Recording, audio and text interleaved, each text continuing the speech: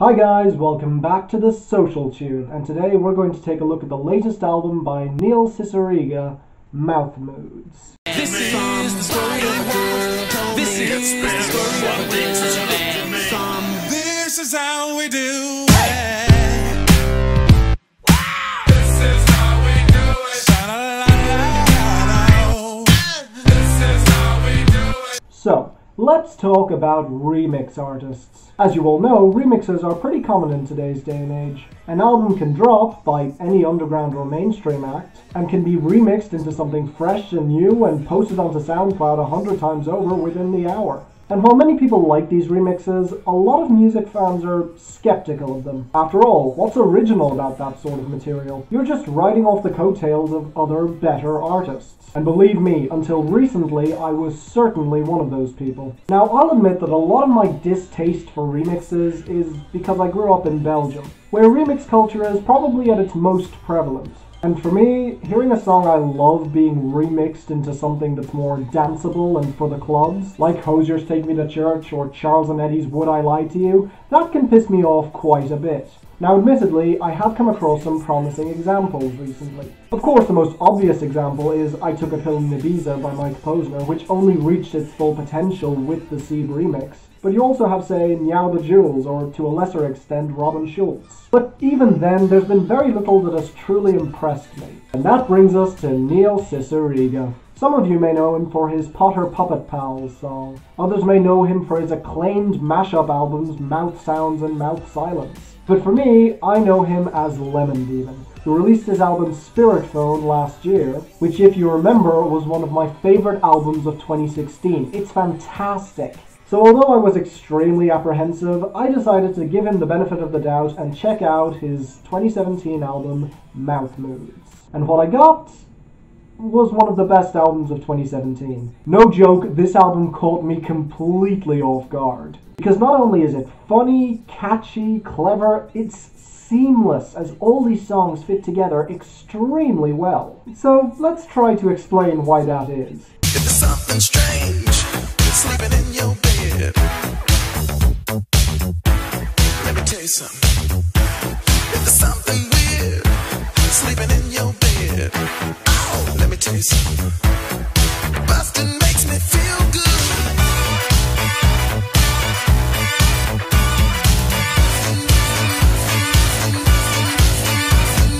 So because this is a mashup album, I'm abandoning the usual structure of these reviews, but try to bear with me. So like I said, going into this, I wasn't sure what to expect from it. But the first track, The Starting Line, sets the stage perfectly, as it opens up with a snippet from Absolutely by 9 Days, which then proceeds to loop throughout pretty much the entire song, followed by several more snippets, including 1 Week by the Bare Naked Ladies and, of course, All Star by Smash Mouth. And the snippets just keep piling up and up as the track just builds throughout its entirety. And what's really astonishing is how clearly the foundational melody comes through, because the mixing and multi-tracking on these songs is excellent. Neil has definitely done this before, but on this album he just mastered his craft. Another example of multiple seemingly random samples blending together perfectly is on An Annoyed Grunt, which contains various sounds sampled from characters Homer Simpson and Austin Powers, the core melody from Phil Collins's In the Air Tonight, and multiple overlapping snippets including Green Day's Basket Case and Van Halen's Runnin' with the Devil. Now the third song that does this is the closing track entitled Shit. And while it is one of the weaker songs on this album, the only reason it didn't work for me was because of the snippet of Gwen Stefani's Holla Back Girl. And even then, I still really like that song, mainly due to the mixing once again being excellent, with the core melody from You Can Call Me Al, one of my favorite Paul Simon songs. And while we're on the topic of lesser but not bad tracks, let's discuss the interludes for a moment. All of them are short and serviceable, although the easy highlight is the positively creepy Shady interlude, which remixes and warps Eminem's My Name Is. And otherwise you have the worst song on this album, 300 Megabytes. And look, I like the joke, it's kind of funny. But I'm sorry, it's impossible for me to overlook just how wasted the Proclaimers song I'm Gonna Be is here. It's criminal. But even though these compilation tracks are great, the moments where this album really shines are when Neil decides to blend these songs into one seamless track.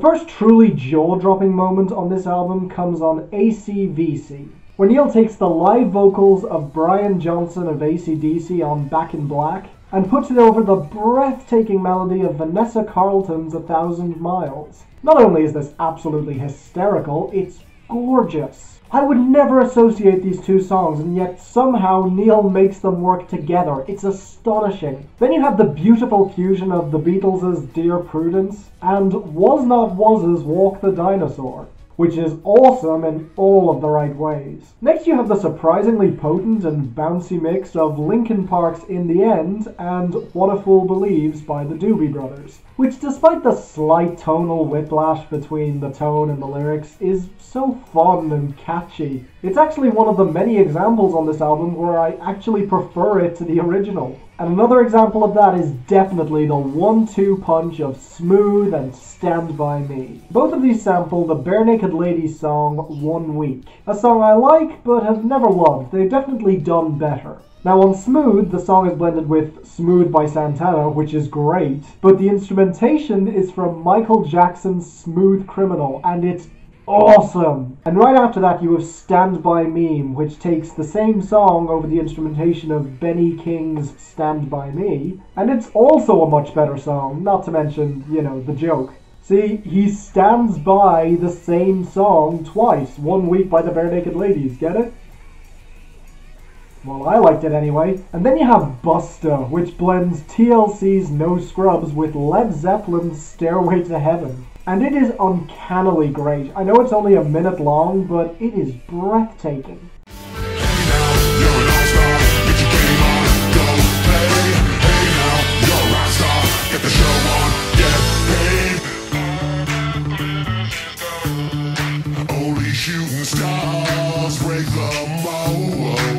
Of course, while this album is definitely gorgeous, it also has a definite sense of humor. I've already highlighted ACVC for its hilarity, but then you have the minor viral hit Bustin, a remix of the Ghostbusters theme to make it a song about having sex with a ghost. As you do, of course. And on the topic of remixed songs, although there are some subtle elements from the Steve Miller Band and Smash Mouth added in at the very beginning, Wow Wow is essentially a remix of the Will Smith hit Wild Wild West, which is a ton of fun. Although it also has to compete with the previous track, Wallspin, which pairs Oasis's Wonderwall with the instrumentation of You Spin Me Round by Dead or Alive, and it works scarily well. It's uncanny. And another great example of that is the heart-wrenching song T.I.M.E, which is just the vocals of the Village People's YMCA over Hans Zimmer's production from the film Inception. I know, how could you possibly make YMCA, of all things, sad?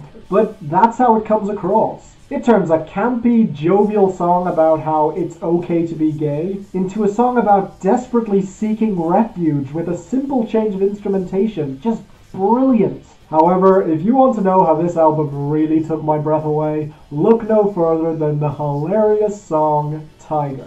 A mix of Eye of the Tiger and INXS's Need You Tonight. Basically, you take the ultimate pump-up anthem and pair it with one of my favorite instrumentals of all time. And on top of that, Neil remixes the song to make it about an actual tiger. It's hilarious. And speaking of all-time favorite instrumentals, let's take a look at the track Mouth Pressure, which is basically this album's spiritual closer, taking the instrumental from Queen's Under Pressure and places the pitched down vocals of Smash Mouth's All Star over it. And just like on Wallspin, it works disturbingly well. And considering how much Neil has used All Star over the course of his career, it's very easy to see this as a huge final hurrah, and I have to admit, it's pretty damn epic. No, I never thought I'd be calling Smash Mouth epic, but that's what this song is.